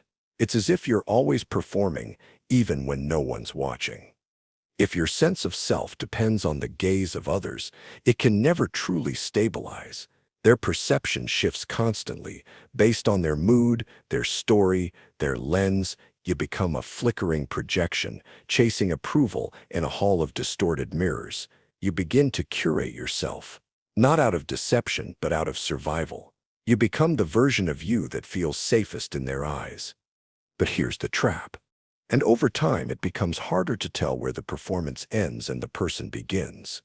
But who are you when no one is watching? Who are you when the mirror goes dark? The mind doesn't like silence. It fills the gap with something else, an echo, a presence, a whisper of imagined judgment that never truly fades. The imagined judgment effect. You enter a cafe. Nobody looks up. Still, you feel it. Like a heat on the skin, a pressure in the air. As if eyes are watching, even when they're not. You scan the room. No one seems to care, and yet a voice inside whispers, you're being seen. But not for who you are, for what they think you are. This is the imagined judgment effect, the quiet, invisible performance we live every day, not for an audience that exists, but for one we believe exists. It's not paranoia. It's not ego. It's a strange fusion of both, rooted in the mind's need to account for social reality, even when none is present. You adjust your posture walking past glass windows. You worry about facial expressions in moments no one will remember. You replay things you said, not because they mattered, but because someone might have misread you. You fear being misunderstood more than being ignored. What's haunting isn't the judgment itself. It's the anticipation of it, the idea that others are building a version of you in their heads, a version you can't control, but still feel responsible for. And so, you begin to manage perception, not truth. You laugh at jokes that don't land. You nod when you disagree. You hesitate to share what actually moved you, because somewhere you feel the invisible panel of judges, peers, strangers, ancestors, gods, all sitting in silent assessment of your every expression, tone, or choice. Even your private thoughts feel curated, and sometimes that imagined judgment becomes louder than your own voice. You no longer ask, "What do I think?" but rather, "What would they think of me thinking that?" And this is where the illusion takes root, not in their gaze, but in your internalization of it. You begin living life as a PR campaign, not out of vanity, but out of fear that being seen means being misrepresented, that being known means being exposed.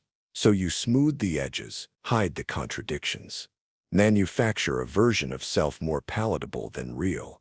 But here's the paradox. While you obsess over how you're seen, others are likely doing the same. The theater is full, but everyone's too busy performing to watch the play. And yet beneath it all, there's a silence. A space untouched by performance, untainted by judgment. But reaching it requires an act more terrifying than any social gaze. You must turn inward. And that's where things get truly uncomfortable, because the real question is not what others think of you, but how rarely you think of yourself at all. The scarcity of introspection. You've been alive for years, decades, maybe. And yet how often have you truly examined the mind you live inside? Not the surface chatter, not the bursts of feeling, or the reflexive thoughts, but the deeper mechanisms, the engine room beneath the noise. Most people never look, not because they're incapable, but because nothing in the world asks them to. This is the scarcity of introspection. In a world obsessed with output, reaction, and speed, self-reflection becomes a luxury, or worse, a threat. When life moves fast, stillness feels like death, so we fill the space with music, with conversation, with endless scrolling, anything to avoid the unbearable intimacy of looking inward. You might know what you ate last week, what show you watched, even what argument you had. But what about the last time you watched a belief form inside you, or questioned where a desire came from, or examined a resentment before it had time to rot? The truth is haunting. Most of your thoughts are not your own. They're recycled fragments, absorbed from parents, teachers, screens, and strangers, shaped by repetition, not revelation. You live inside a mind sculpted more by environment than examination. And still, you trust it. You use it to navigate love, to choose careers, to decide who you are. A mystery steering a life, and we rarely pause to ask, who's driving? Philosophers across centuries warned us. Socrates said the unexamined life is not worth living. The Buddhists saw introspection as a path to liberation. Descartes looked inward and found a single certainty that he was because he thought. But now, we don't stop to think. We react. We post. We perform. We build digital identities far louder than the voice inside. And the longer we ignore that voice, the more it fades, until silence isn't peace, it's absence. And here lies the paradox. We fear being alone with ourselves, and yet we are the only ones we'll truly have. We spend lifetimes running from the one companion we cannot escape. And somewhere deep down, we know this, that the answers aren't out there. They never were. They're buried beneath the noise. But listening is hard, because when you finally get quiet enough to hear, you realize there's a voice narrating your life. Always has been. A voice so constant you forgot it was there. A voice that sounds like you, but may not be you at all. The silent narrator illusion. You're brushing your teeth, walking down a hallway, tying your shoes, and a thought appears. Not about the moment you're in, but about the person doing it. It narrates your life in real time, describes, judges, justifies. A constant whisper in your mind, turning raw experience into story. You think it's you, but what if it isn't? What if the voice in your head is just a function, like blinking, like heartbeat? What if it narrates not because there's a narrator, but because the mind can't help but wrap experience in language? This is the silent narrator illusion. It feels like you're the one speaking inside your own skull. But studies suggest something stranger, that the voice often reacts after your brain has already made decisions, that it exists to explain and maintain the illusion of control, not to give it. This voice tells you what you like, what you believe, why you acted the way you did. But it rarely questions where those beliefs came from, or whether the explanations are true. It improvises, reverse engineering reasons for feelings that arrived on their own, like a press secretary for a leader that never speaks. You start to realize the voice is always late to the scene. The moment passes, then the commentary comes. Like a sports announcer, not a player, but it's been there so long, so consistently, you assume it's the real you, the thinker, the chooser, the self. But what if it's just your mind, rehearsing your identity? The Buddhists spoke of this voice as monkey mind, chattering without rest. The Stoics trained themselves to observe it without obedience. Neuroscience shows it's often more noise than guidance, and yet we listen because silence feels like absence. Because we're afraid that if we don't hear ourselves think, we won't know we exist. And yet, when the voice does go quiet, during meditation, in moments of awe, in the depths of flow, we don't disappear. We become more present, not less. As if the voice was always a shadow cast over clarity. And then comes the haunting thought. If that voice is just habit, what else have we taken for granted as self? What other illusions are standing in for reality, simply because we've never looked without commentary? Perhaps the most insidious trick of the mind isn't what it tells us, but what it hides. Not with lies, but with absence, with gaps, with subtle erasures so seamless we never even notice what's missing. The deletion illusion. You reach into your memory and grasp only mist. The name of someone you once loved, the feeling of a summer afternoon, the reason you walked into this room. Gone. But it's not just forgotten. It's vanished cleanly, as if it was never there at all. And that's the unsettling part, not the forgetting itself, but the seamlessness of it. No trace, no tear in the fabric, just a smooth, undisturbed moment, as if nothing was ever missing. This is the deletion illusion. You think your mind is a vault, storing experiences like documents in a file, but the truth is closer to a stage set. Only what you're looking at exists in full detail. The rest is scaffolding, impressions, placeholders. And when a piece of that scaffolding falls away, your brain doesn't sound an alarm. It simply covers the hole with fresh paint. You imagine memory as a record of the past, but it's more like a story retold by an unreliable narrator, one who misplaces pages, rewrites scenes, deletes entire chapters without admitting it. Even the sense of self you carry forward may be shaped more by what's been erased than what remains. The arguments you've forgotten, the faces you no longer recall, the beliefs you used to hold with absolute certainty and now can't even name. And yet, you don't feel broken, because the deletion isn't jarring, it's invisible. You wake up and forget your dreams. You feel a flash of emotion without knowing why. You meet someone and feel they're familiar, but don't know from where. Gaps everywhere. But the mind stitches over them with such precision, such calm that you feel whole. There's no sense of loss, just a gentle reshaping of the narrative, a timeline that feels unbroken because the seams have been blurred by time and silence. And if this happens with memories, what else is being deleted before you even notice? Sensory data? Desires? Entire inner worlds that never reach the surface? Maybe the greatest illusion isn't what your mind shows you, but what it quietly edits out. And when you begin to notice that gentle editing, something strange happens. You start to feel unmoored from time, because if parts of the past can be wiped clean without notice, then what makes the present feel real? You listen for a sound, feel for a breath, try to anchor yourself in this moment. But even now, something feels just out of reach. The present moment trap. You tell yourself you're here, right now, awake, aware. But what exactly is this moment? You try to grasp it. You say, this is now. But by the time the thought finishes forming, the moment is already gone, slipped behind you like a shadow around a corner. Every second you live becomes memory the instant you notice it, like trying to look directly at the present, only to find yourself staring at the past. This is the present moment trap. It feels like your life happens in the present, but it doesn't. You're always just behind it, watching, interpreting, reacting. By the time you feel your heartbeat, it already beat. By the time you hear the word, it's already been spoken.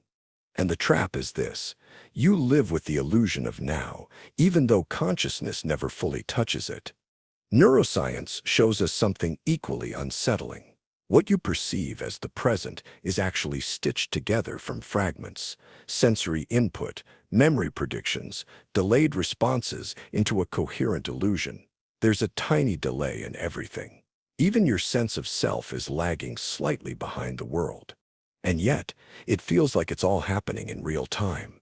This false immediacy is what gives life its vividness. But it also means that everything you call real is slightly pre-recorded, polished, curated by the brain to avoid disorientation. You're not experiencing reality. You're experiencing a user interface your mind has rendered smoothed and softened for your convenience, because pure now is too sharp, too slippery, too impossible to live inside. Think about déjà vu, that eerie moment when the present feels like a memory. What if it's not a glitch? What if it's a glimpse of how little space exists between experience and interpretation? You've never lived a raw moment, only reconstructed ones. And if you've never truly lived a present moment, then what do you say when you describe who you are? Because maybe the person you think you are only exists in that retelling. The self-description loop. You try to be honest. You try to explain who you are. You list your qualities, your beliefs, your preferences, your past. Maybe you call yourself quiet or passionate. Maybe you're someone who overthinks, someone who hates small talk, someone who finds comfort in rules or beauty in chaos. But where did these descriptions come from? Are they discovered or invented? This is the self-description loop. It begins when you try to define yourself, but the act of defining changes the very thing you're trying to define, like placing your hand on the surface of a still pond and then trying to describe the reflection. The clearer you try to make it, the more it distorts. You think you're describing who you are, but you're also building it as you go. You say you're independent, and then you notice yourself acting that way. You say you're bad at relationships, and you start self-sabotaging to match the narrative. The label feeds the behavior. The behavior reinforces the label. Round and round it goes. And yet, without these stories, you feel lost, stripped of identity, unstable. So, you keep building yourself out of memories, some real, some guessed, some half-remembered and polished, to fit the version of you that feels most survivable. You cherry-pick traits that comfort or protect you. You ignore the contradictions that don't. You pretend the mirror you've built is a window. But the mirror reflects something deeper. Research shows that when people describe their past selves, they tend to do so in ways that flatter their current identity. The brain edits memories to create a smoother arc, a better explanation. Not because you're lying, but because truth, for the self, is always in service to the present illusion. And this illusion is recursive. You describe yourself based on who you think you were. You act according to who you think you are. And you predict your future based on the version of yourself you've rehearsed the longest. But where in all of this is the raw person underneath?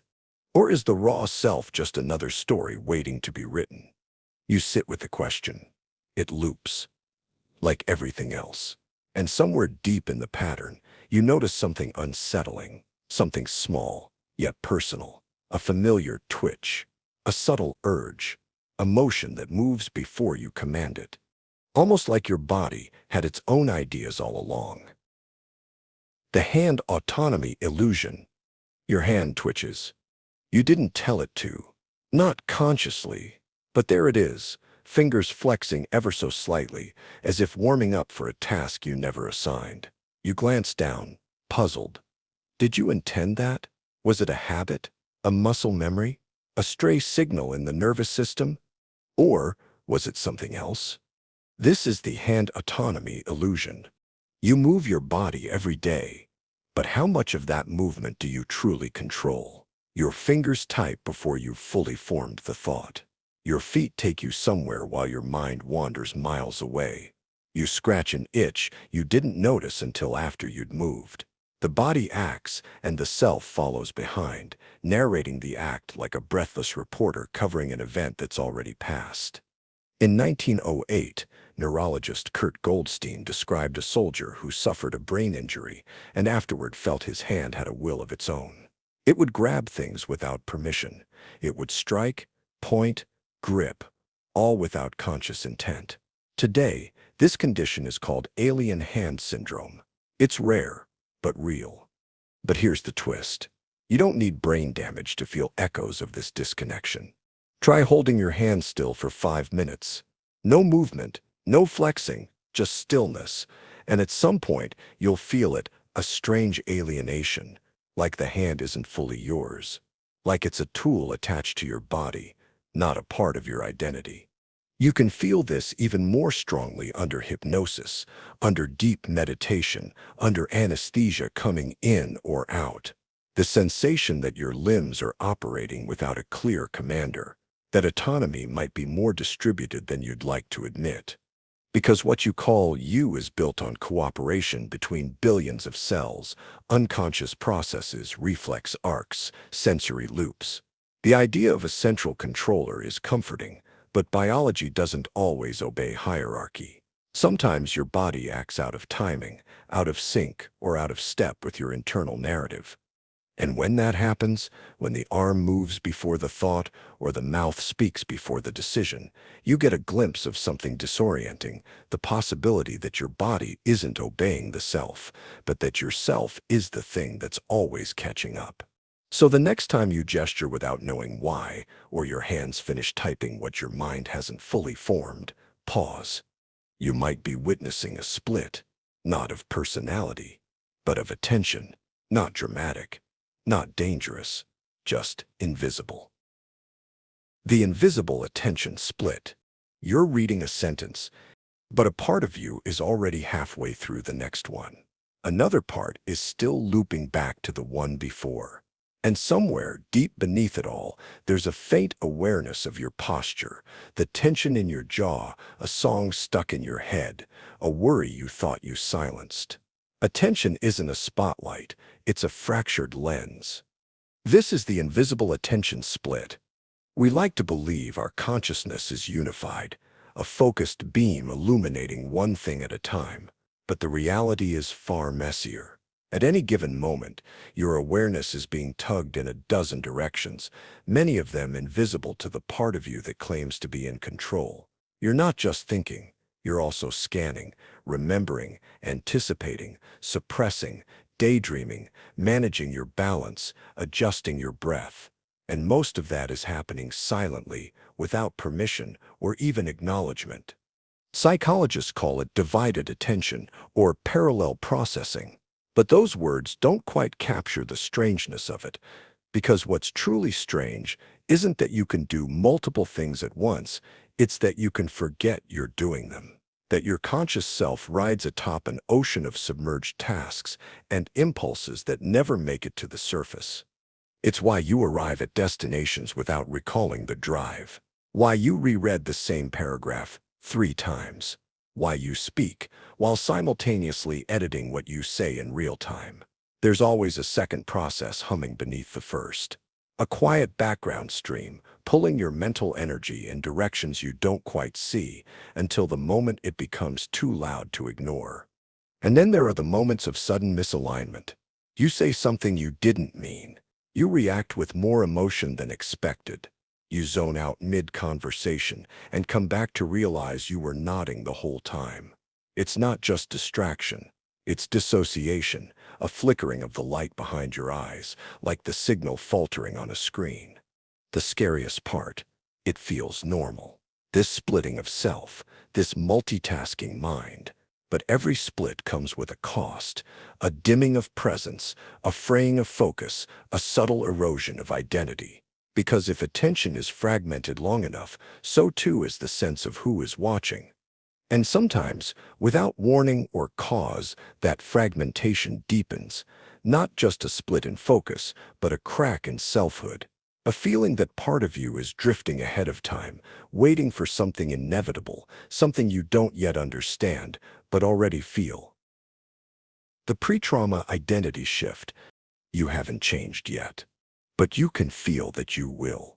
There's no scar, no wound, no event, and yet something trembles in the foundation of yourself, as if a future moment has already reached backward, rearranging the shape of who you are to make room for what's coming. You start saying less or more.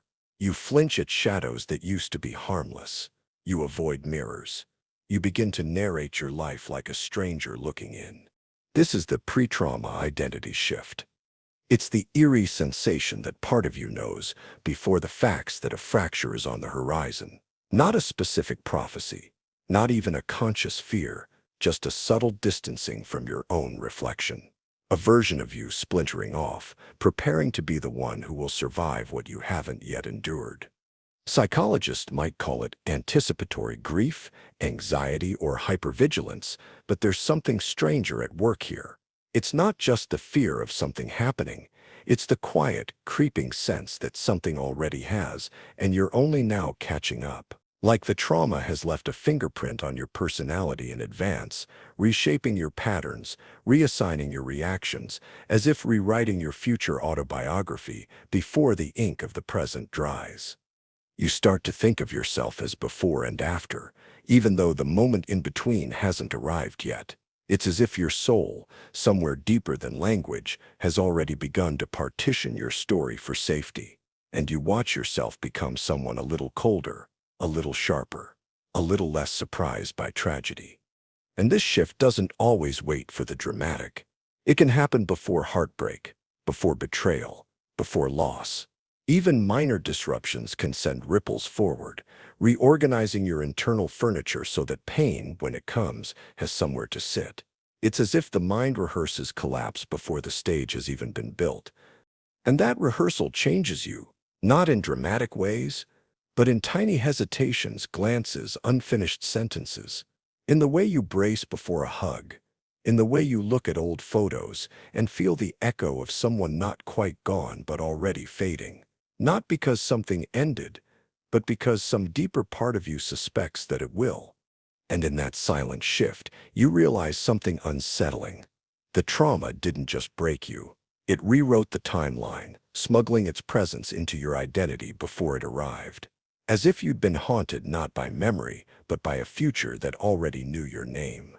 And sometimes, when that fractured self looks back at you across the mirror, or in a dream, it doesn't feel like you anymore. It feels like someone else. Someone watching. Someone familiar, too familiar. The Dopplegänger Fear. You see someone across the street. Same build, same walk, same haircut. You freeze. They turn their head, and for a split second, the world stops breathing. It's your face. Not similar, not close. Yours. Your first instinct is to laugh it off. Coincidence. A trick of the light. But somewhere deeper, beneath logic, beneath language, your body recoils. It's not fear of harm. It's fear of something older. Something woven into the spine of myth and madness. The doppelganger. In folklore, seeing your own double was an omen of death, a supernatural glitch, a shadow peeled loose from your soul.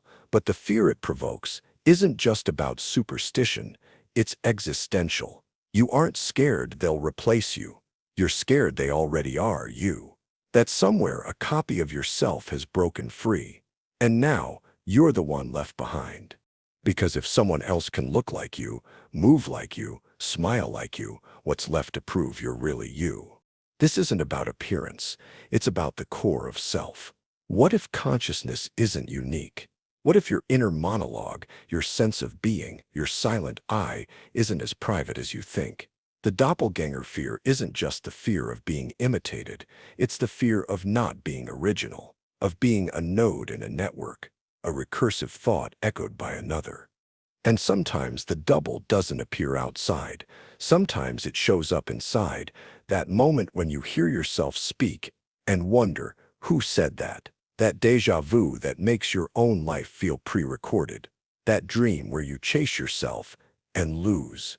There's a neurological disorder called hoodoscopy, where people hallucinate their own double. They can talk to them, watch them move. Sometimes the double acts independently, and the real person begins to question who's in control. It's rare, but it proves something terrifying. The mind can generate a second self, and once it does, the boundary between me and not me starts to dissolve. What happens when your sense of self fractures and the pieces develop opinions of their own? And how many of those pieces are already shaping you? Because deep down, you may suspect that you didn't become you by accident, that the person you are is the result of something recursive, something that builds itself by watching, reacting, editing. Like a mirror reflecting a mirror, shaping the reflection with each pass, until the origin disappears entirely. The self-creation loop. You weren't born as you.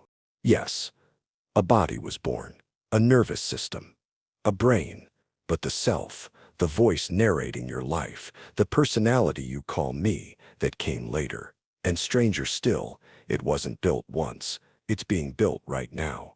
Every second, by you, and by something else. You think you're the author of your identity, but what if you're more like a reader, flipping pages in a book you're writing as you go? You decide who you are based on memories, desires, habits.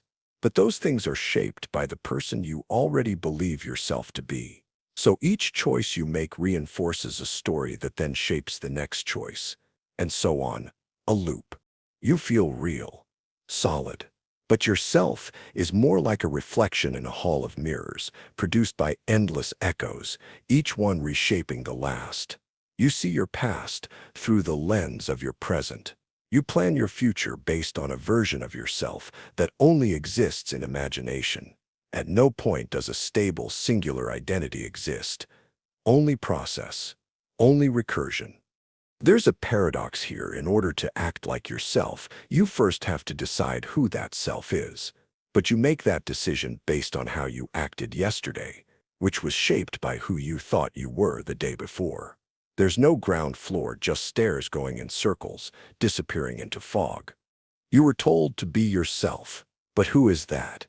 A collection of self-fulfilling expectations, a memory shaped by countless revisions, a personality sculpted by feedback loops of attention, approval, and avoidance. Even introspection, the act of turning inward to discover who you are, can't escape the loop. Because every time you examine yourself, you subtly change what you find. The observer and the observed blur. You try to find yourself, but the very search alters the thing being found. Some thinkers believe this loop isn't a glitch. It's the essence of consciousness. A self that's constantly writing and rewriting itself creates the illusion of continuity. Like a film reel where each frame suggests motion, even though no motion exists between still images. You feel like a continuous I only because you never stop narrating the next line. But what if you stopped? What would remain if the story paused mid-sentence? No past to explain you, no future to aim toward, no persona to wear. Would there be silence? Or something deeper, something untouched by loops and labels? The self-creation loop is the most invisible of all traps, because it doesn't feel like a trap. It feels like home. And yet somewhere in the silence between thoughts, there's a chance to slip free, not to find a truer self, but to notice that you were never missing one in the first place. And now, You sit quietly with the strange weight of what you've heard. The self you thought was whole has frayed into mirrors, echoes, fragments. You've seen how easily it bends. Across time, memory, perception, emotion, how it invents itself to survive. And in that unraveling, something else begins to stir. Not confusion, not fear. Stillness. Because when the illusions are seen clearly, they lose their grip. You don't have to fix them. You don't have to answer them. You only have to witness the mind doing what it does, grasping, naming, looping.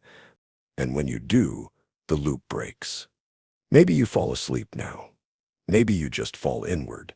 Either way, this space remains. Quiet, aware, beyond the stories of who you are.